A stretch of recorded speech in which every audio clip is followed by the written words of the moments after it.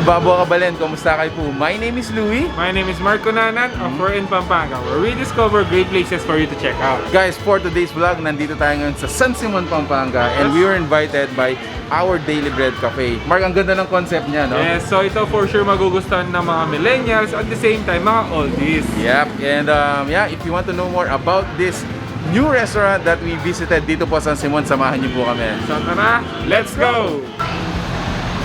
Hello, good afternoon po. Welcome to our Daily Bread Cafe.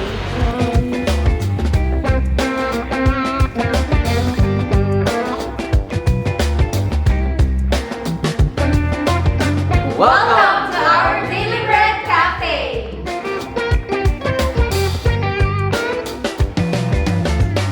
Our Daily Bread Cafe, taglay po namin is home of the original Cheesedesal, which means lahat po ng sinaserve namin na coffee dito may free siyang cheesedesal. Ang binibenta namin dito is pastries, breads, coffees, short orders like yung mga pasta special, and mga frap. Yan, mga hilig ng mga kabataan ngayon.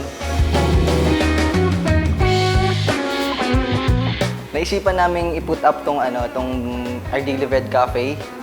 Kasi gusto namin maging inspiration sa ibang tao na kahit may pandemic ngayon, kaya pa rin nating mag-put up ng business, magsimula, bumangon ulit. Yung pinuput up namin to, target customers namin is dito lang talaga sa San Simon. Lahat po ng serve namin dito is quality. Hindi lang po para kumita kami, kundi rin makatikim sila ng kakaibang food na sinaserve ng Our Daily Bread Cafe.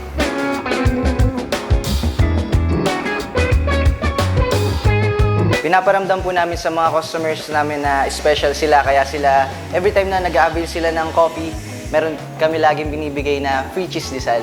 Ang cheesedesal po namin, affordable po siya. Sinaserve po namin sila na mainit, malambot, yung talagang masasarapan yung tao. Dito po sa Our Daily Bread Cafe, isa po sa mission namin is matulungan po yung mga local farmers po sa mga produkto po nila na coffee beans. At syempre, isa po sa mission rin po ng Our Daily Bread Cafe is certain percentage po ng income namin is makatulong po sa mga students na naapektuhan ng pandemic. Right, so once again guys, thank you so much for being with us in this video. And nagpapasalamat din kami one more time, Our Daily Bread Cafe. And we are happy that these kinds of businesses and establishments are Starting to boom. Yes, exactly.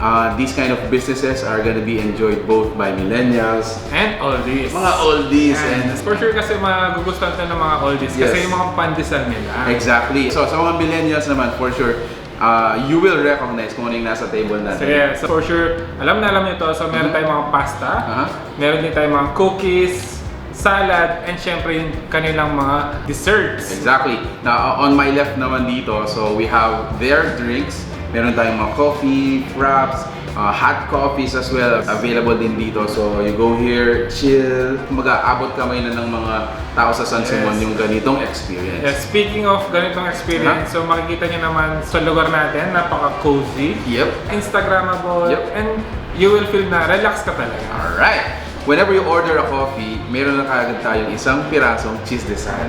So syempre, unang-una ko titikman, cheesedesal nila. Yes. So, tingnan na rin natin cheese. Actually, I was able to experience kung paano nila ginagawa yung cheesedesal nila. So, it's a product of, you know, labor, hard work. The work behind these kinds of products, talagang they put their heart and mind into it. Actually, maganda nga siya during the morning, lalo na kung mainit-init pa siya. So makikita mo dito yung pinaka-cheese nila. Yep.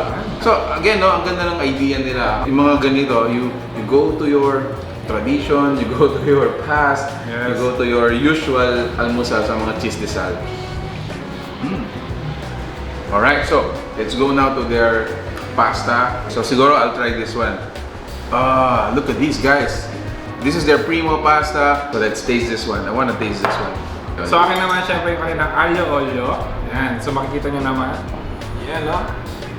So basically, meron siya mga bacon, yung string noodles nila. So syempre, yung Parmesan cheese.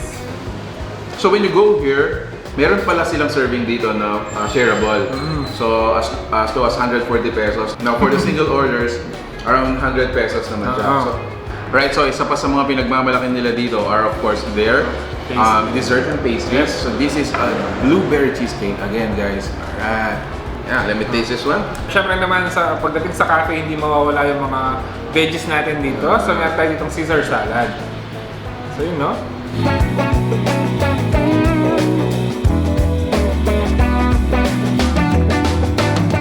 Wow!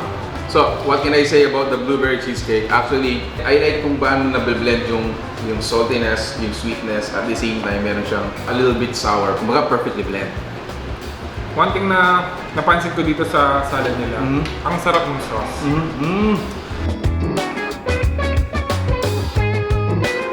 Hello mga kabalen, ako po si Sean Cruz at in-invite ko po kayo na mag-visit or bumisita po dito sa Our Daily Bread Cafe, home of the original Cheesedesal.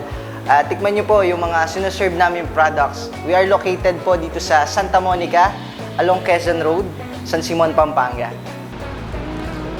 Alright, siguro. So, ayun guys, we won't gonna bore you long with our experience dito. But if you wanna go here guys, napaka-accessible niya. No? If you're coming from San Fernando, from Apalit, or dito sa Bulacan area, right after dito sa San Simon exit ko, going to Mexico, so probably around 200 meters lang siya. So ang pinaka-landmark dito is yung Sta Monica Basketball Court.